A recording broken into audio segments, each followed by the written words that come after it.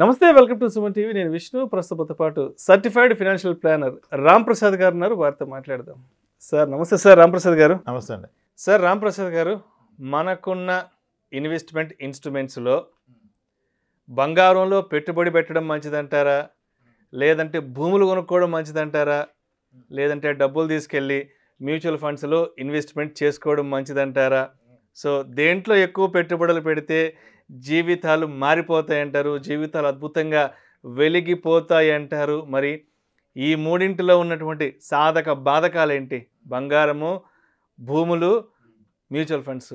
తాకట్టులో ఉన్న బంగారాన్ని విడిపించి ఆ రోజు ఆన్లైన్ రేటుకే మేము కొంటాం. Sharma gold company. దీనికి ఫస్ట్ కామెంట్ ఏంటంటే, ఈ సుమన్ టీవీ అంతా మ్యూచువల్ ఫండ్స్. ఇంకా విష్ణు ఎవరు తీసుకుని ఇంకా ఆఖరికి మ్యూచువల్ ఫండ్స్ మ్యూచువల్ ఫండ్ లేకపోతే ప్రపంచం లేదా అన్న కామెంట్స్ వస్తాయి. దానికి మీరు ప్రిపేర్డ్గా ఉండండి. Okay, next coming to me point. మూడు మంచివే, మూడు ఉండాలి ప్రతి వ్యక్తికి. ఓకే, వీటిలో ఉన్న సాధక బాధకాలు ఏంటో అర్థం చేసుకుందాం. ఈ మూడిట్లో అత్యంత సులువుగా అమ్మగలిగింది ఏంది? గోల్డ్. సో అంటే లిక్విడిటీ పరంగా గోల్డ్ ఈజ్ బెస్ట్. ఒక గంటలో బ్యాంక్ వెళ్ళు, లేకపోతే ఎక్కడికైనా వెళ్ళు, తాకట్టు పెట్టుకోవడం, అమ్ముకోవడం చేసుకోవచ్చు. ఈ మూడిట్లో అమ్మడానికి కష్టపడాల్సింది ఏది? భూములు. సో మ్యూచువల్ ఫండ్ బటన్ నొక్కితే వస్తాయి, వచ్చేస్తాయి. ఒక 2-3 రోజులు అకౌంట్లో పడిపోతుంది డబ్బు వచ్చి. గోల్డ్ మీరు షాప్కి వెళ్ళి ఇస్తే ఇచ్చేస్తాడు. భూమిని ఎవరికి అమ్ముతారు మీరు? ఒక 6 నెలలు పట్టచ్చు, సంవత్సరం పట్టచ్చు, 2 ఏళ్ళు పట్టచ్చు. ఈ మూడిట్లో ఏది అమ్మాలంటే కొనే వ్యక్తి అవకాశం తీసుకుంటాడు. మీ అవసరాన్ని అవకాశంగా మలుచుకునే భూములు, ల్యాండ్ అమ్మాలన్నప్పుడు మన ఉన్న ఆ వీక్ సిచ్యువేషన్ అవతల వాళ్ళు క్యాష్ చేసుకుంటారు. ఇప్పుడు ఒక విషయం చెప్తాడు. ఒక వ్యక్తికి కేజీ బంగారం ఉంది, విచ్ ఈజ్ వర్త్ 160 lakhs, 60 లక్షల రూపాయలు విలువ చేసే బంగారం ఉంది. ఒక వ్యక్తికి మ్యూచువల్ ఫండ్లో 60 లక్షలు ఉంది, ఒక వ్యక్తికి 60 లక్షల ల్యాండ్ ఉంది. వీళ్ళు ముగ్గురు ఫాదర్లు ఐసీయూలో పడుకున్నారు. ఎవడు ప్రాణాలు కాపాడగలుగుతాడు? వాళ్ళ ఫాదర్ది. ఎవడు కోల్పోతాడు? బంగారం ఉండే అతను 1-2 గంటలు క్యాష్ తెచ్చుకోగలడు. మ్యూచువల్ ఫండ్స్లో పెట్టిన అతను ఒక 2-3 డేస్లో తెచ్చుకోగలడు. రియల్ ఎస్టేట్లో ఉన్న అతను తెచ్చుకోలేడు, 2-3 రోజుల్లో తెచ్చుకోలేడు. అసలు అయ్యే పని కాదు అది. ఈ ముగ్గురికి ఒక ఫ్రెండ్ ఆపదలో ఉన్నాడు, 5 లక్షలు కావాలి ఎమర్జెన్సీగా. ఎవరికి విసులుబడి అంటే partial withdrawal I'm talking about. ఎవరు తీసుకోగలుగుతారు 5 లక్షలు పట్టుమని వాళ్ళ ఆస్తి నుంచి? మ్యూచువల్ ఫండ్ అతను. బంగారం తీసుకోవచ్చు కదా, 5 లక్షల లోన్ పెట్టి తీసుకోవచ్చు. మ్యూచువల్ ఫండ్ కూడా ఈరోజు ఇన్స్టాంట్గా లోన్ వస్తాయి. 15 నిమిషాల్లో లోన్ ప్రాసెస్ అవుతుంది మ్యూచువల్ ఫండ్స్లో.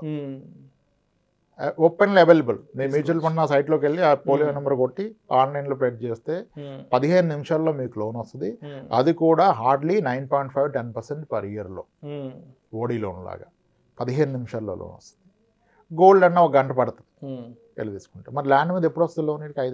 5 లక్షలు అమ్మగలుగుతాడు ఒక పార్ట్. గోల్డ్ అమ్మొచ్చుగా, 30 తులాల్లో 5 తులాలు 10 తులాలు అమ్ముకోవచ్చు. మ్యూచువల్ ఫండ్లో కొన్ని యూనిట్స్ అమ్ముకోవచ్చు, లేదా లోన్ తీసుకోవచ్చు. మరి ల్యాండ్లో 5 గజాలు 10 గజాలు అమ్మగలవా? అమ్మలేవు. దీనికి ఆన్సర్ దొరికింది, అమ్మలేము. పార్షియల్గా, పార్ట్లీ అమ్మలేము. ఓకే, ఇప్పుడు ఈ మూడు ఉన్నాయి ఒక వ్యక్తికి. బంగారం ఉంది, స్థలం ఉంది, మ్యూచువల్ ఫండ్స్ ఉన్నాయి. ఒకే వ్యక్తికి. వీడికి ఉద్యోగం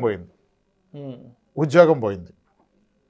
కానీ వాడికున్న స్కిల్ సెట్కి వాడు కాంప్రమైజ్ కాకుండా ఎకరం పోయినా నికరంగా ఉన్నాడు అనుకోండి అన్నట్టుంటే మళ్ళీ ఆ ప్యాకేజ్ వస్తుంది 6-7 ఏళ్ళకి. జాబ్ పోయి రాకుండా ఉంటుంది, జరగదు అసలు, ఖచ్చితంగా వస్తుంది. మరి 8 ఏళ్ళు బ్రతకడానికి ఈ మూడిట్లో దేన్ని ఆసరాగా తీసుకోవచ్చు, దేన్ని వాడుకోవచ్చు? Mutual funds. గోల్డ్ అయినా వాడుకోవచ్చు. గోల్డ్, మ్యూచువల్ ఫండ్స్ అంటే ఈజీగా లిక్విడ్ చేసుకోవచ్చు కాబట్టి. ఈ ల్యాండ్ వాడుకోలేడు కదా, వాడుకోలేడు. మనం ఒక 4-5 సినారీలు పెట్టాం. అంటే దాని అర్థం స్థలం కొనొద్దని కాదు. 3 హోల్డ్ చేస్తే ప్రాబ్లం లేదు, ఓన్లీ స్థలమే పెట్టుకుంటే ప్రాబ్లం. ఇప్పుడు ఎమోషన్ ఎక్కువ సార్ స్థలం మీద. ఇప్పుడు ఒక వ్యక్తి స్థలం కొంటే కొన్నామంట కదా అంటే ఏం చెప్తా తెలుసా?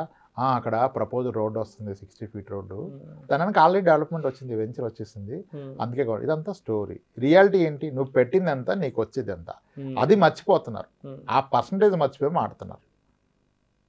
అరే వాడు కొన్నాడు డబుల్ అయిపోయిందంటే, వాడు ఎప్పుడు కొన్నాడు, ఎప్పుడు డబుల్ అయింది, వచ్చిన పర్సంటేజ్ ఎంత, అది వదిలేసి ఏమో స్టోరీ 60 feet రోడ్ వస్తుంది అంటే కొనొద్దు. అంట్లా 3 హోల్డ్ చేస్తే ఓకే. దేంట్లో ఉన్న రిస్క్ దాంట్లో చూడండి. ఇప్పుడు అందరు మళ్ళీ నెక్స్ట్ పాయింట్ ఏంటి సార్? మార్కెట్ క్రాష్ అయితే మ్యూచువల్ ఫండ్ పడిపోద్ది కదా. First question yes. Market crash అయినప్పుడు ఎస్ మ్యూచువల్ ఫండ్ పడుతుంది. Worst crash happened in 2008 subprime issue టైంలో ఇండియన్ స్టాక్ మార్కెట్ ఆల్మోస్ట్ 60% పడిపోయింది, 59%. ఒక మంచి మ్యూచువల్ ఫండ్లో ఉంటే ఆడది కూడా 40% పడిపోయింది. ఓకే, ఇప్పుడు కమింగ్ టు పాయింట్. ₹1,00,00,000 పెట్టాడు మ్యూచువల్ ఫండ్లో మార్కెట్ పీక్లో 2007లో. 2009 మార్చికి చూపించేసింది. ₹1,00,00,000 కాస్త 60 లక్షలు అయింది. 60 అవ్వదు, ఎందుకంటే ఫస్ట్ ఒక 1 year ర్యాలీ వచ్చి మళ్ళీ పడితే మేబీ 70 లక్షలు అవుతుంది. 70 లక్షలు అయింది. ఓకే, కానీ ఆ 70 ఆయనకు ఆ రోజు అందుబాటులో ఉంది. రైట్? 70 అయినా 70 ఉంది కదా. మరొక స్థలం ఉంటే, ఒక ఇల్లు ఉంటే, ఆ రెసిషన్ టైంలో మీకు బయర్ ఉన్నాడా? లేదు. అందరి పరిస్థితి అట్టే ఉంది ఫైనాన్షియల్గా, అందరూ ఇబ్బందులు. రెసిషన్ అంటే ఏంటి? ఉద్యోగాలు కోల్పోవడం, ఆర్థిక సంక్షోభం, ఇన్కమ్ తగ్గటం, జనాలు భయంలోకి వెళ్ళటం. ఆ భయంలో ఉన్నవాడు ఎవడైనా పొలాల స్థలాలు కొంటాడా? అంటే మీ ₹1,00,00,000 ఇంటికి కానీ, మీ ₹1,00,00,000 స్థలానికి కానీ బయ్యర్ లేడు. దాని వాల్యూ ఆ రోజు 0 అయిపోయింది. అందరూ ఏమన్నారు? మార్కెట్ క్రాష్ అయితే ఏంటి, వరల్డ్ వార్ వస్తే ఏంటి? ఇప్పుడు మార్కెట్ క్రాష్ అయితే మ్యూచువల్ ఫండ్స్ పడిపోతాయి, రియల్ ఎస్టేట్ డాన్స్ చేస్తుందా పైకెక్కి? అది 0 అవుతుంది. అదే అర్థం చేసుకోవట్లా. సేమ్ గోల్డ్ పడదనుకుంటున్నారు, లేదు, గోల్డ్ పడుతుంది. 2012 నుంచి 2017 వరకు గోల్డ్ రేట్ చూడండి మీరు ఒకసారి గూగుల్ ఓపెన్ చేసి. 2012లో 31,000 ఉన్న గోల్డ్ ఇయర్ తగ్గుతూ పోయింది. 2017కి వచ్చింది 30,000కి, అది 26,000కి పోయింది 2 years తర్వాత. అంటే గోల్డ్ 5 years నెగిటివ్ రేట్ని వచ్చింది. ఎవరు నమ్మరు, దాన్ని క్రాస్ చెక్ చేసి ఓపిక లేదు. ఒక బ్యాంక్ మేనేజర్ వచ్చారు, గోల్డ్లో రిస్క్ ఉండదు కదా సార్ అన్నాడు.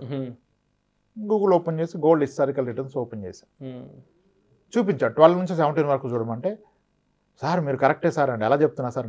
2015లో సార్ గోల్డ్ లోన్ పెట్టిన వాళ్ళందరినీ పిలిచి మళ్ళీ డబ్బులు కట్టమన్నాం సార్, రేట్ తగ్గిపోయిందని అన్నాడు. మరి ఆ బుర్ర ఉండాలి కదా నీకు, రేటు తగ్గిపోయిందని ఆ రోజు డబ్బులు కలెక్ట్ చేసుకున్నాడు, గోల్డ్ పడదని ఎలా చెప్తున్నావు నువ్వు? అంటే జనాలు చూసే విధానం తప్పు సార్. గోల్డ్ 5 ఏళ్ల పాటు తగ్గింది సార్, అప్పుడు ఎవడో వరి అవ్వాల. మ్యూచువల్ ఫండ్ 1-2 years తగ్గితే కనపడదు కాబట్టి భయపడి వెళ్ళిపోతారు. కొన్నిసార్లు ల్యాండ్ 10 ఏళ్ళైనా పెరగదు సార్, పెరగదు. అప్పుడు ఎవరు భయపడరు, అదే పెరుగుతుంది ల్యాండ్. కొన్ని ల్యాండ్స్ చెప్తుంటాం 5 లక్షలకు ఉంటే 5 లక్షలు ఎంత, 1,00,000 పెరిగింది, 6 లక్షలు అయిందని చెప్తుంటారు. చాలా సంవత్సరాలు వెయిట్ చేస్తాం, అదేమి అసలు పెరిగేటట్లేదు, ఇంట్రెస్ట్ పోయింది, దాని మీద అమ్మేద్దాం అనుకుంటా ఉంటారు. సో అది కూడా స్టాండర్డ్ కాదు. ఇప్పుడు మ్యూచువల్ ఫండ్ పడుతుందా? పడుతుంది. గోల్డ్ తగ్గుతుందా? తగ్గింది, కానీ ఎవరు ఒప్పుకోరు తగ్గింది. ఎందుకంటే గోల్డ్ కొన్న వ్యక్తి ఏం తగ్గింది, నా 20 తులాల బంగారం నాకు ఉంది కదా, తగ్గింది రేటే కదా అంటాడు. That is true. నీ 20 తులాల బంగారం నీకే ఉంది, దాని రేట్ తగ్గింది, నువ్వు అమ్మట్లేదు కాబట్టి తగ్గితే ఉపయోగం లేదు, నీకేం లాస్ లేదు, దాని బరువేం తగ్గదు. మరి మ్యూచువల్ ఫండ్లో నీ యూనిట్స్ ఏం తగ్గవు, నీకు ఎన్ఏవి తగ్గింది, నువ్వు అమ్మితే తగ్గింది, లేకపోతే లేదు. ల్యాండ్ అయినా అంతే, తగ్గితే ఏం తగ్గింది, నీ 200 గజాలు నీకే ఉంది కదా, రేట్ తగ్గింది. కానీ మూడింటిని సమానంగా చూడట్లే మనం.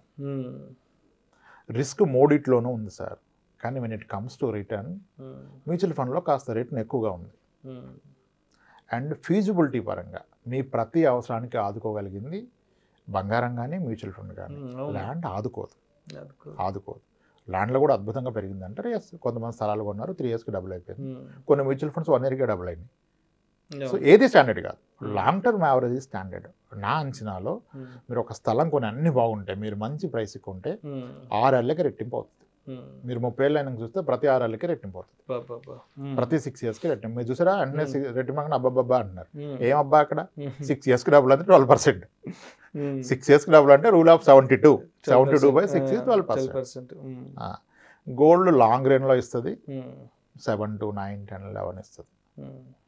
ఓకే, కానీ గోల్డ్ ఇప్పుడు 2012 నుంచి 15 వరకు తగ్గింది, ఎవడు గుర్తుపెట్టుకోడు. 17లో కొంటే 3,000 కొంటే ఇప్పుడు 6,000 అయిపోయింది కదా అంటాడు. ఇది అది గుర్తుపెట్టుకోరు.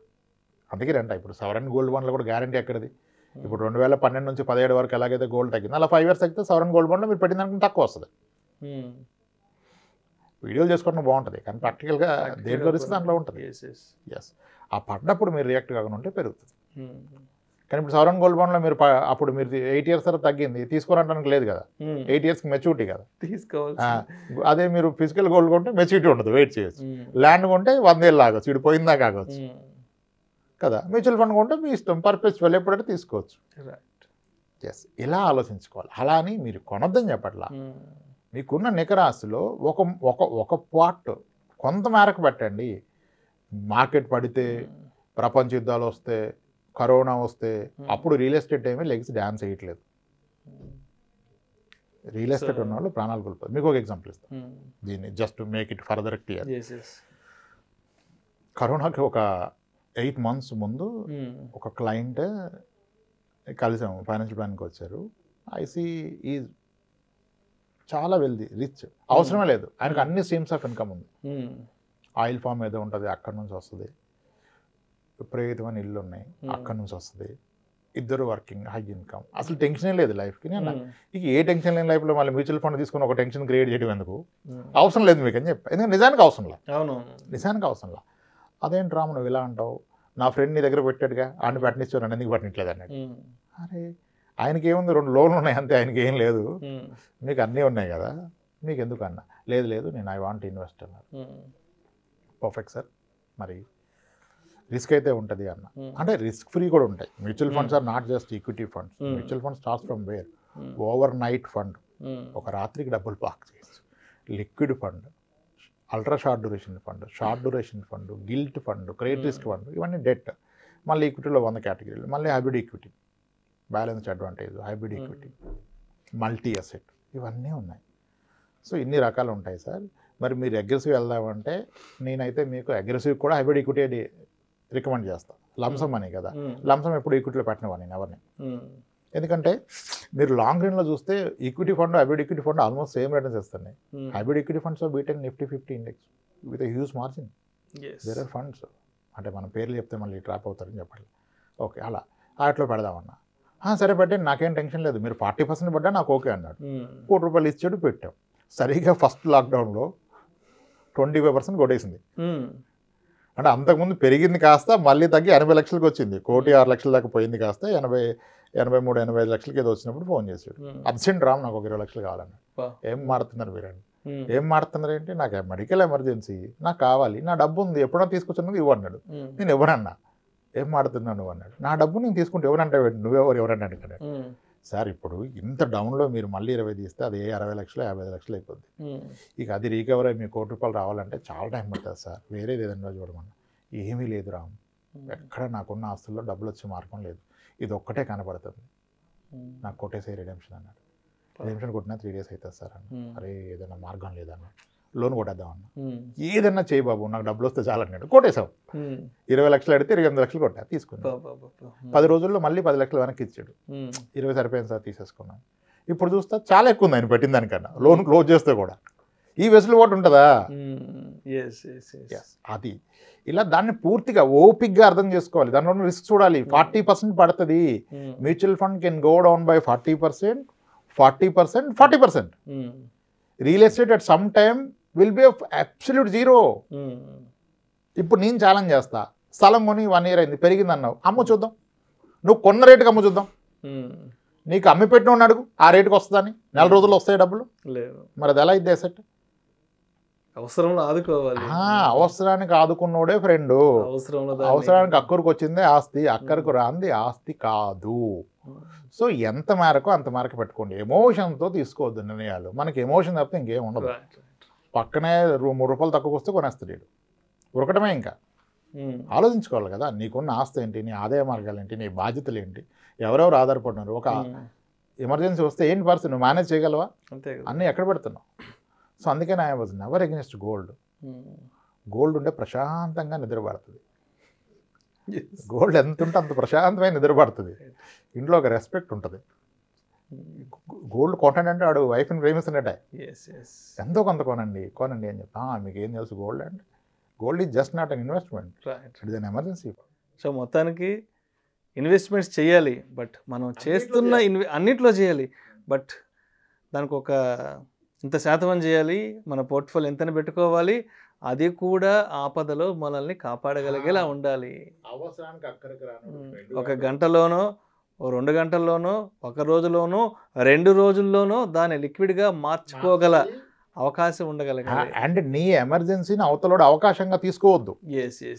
ఇప్పుడు నా కూతురు పెళ్ళి ఉందంటే బంగారం సంగరెట్టుకోమని ఆవిడ అడగడం. బాబు ఈరోజు మార్కెట్లో ఎంత ఉంది, నీది ప్యూరిటీ ఎంత ఉంది, ఇంత తీసుకో.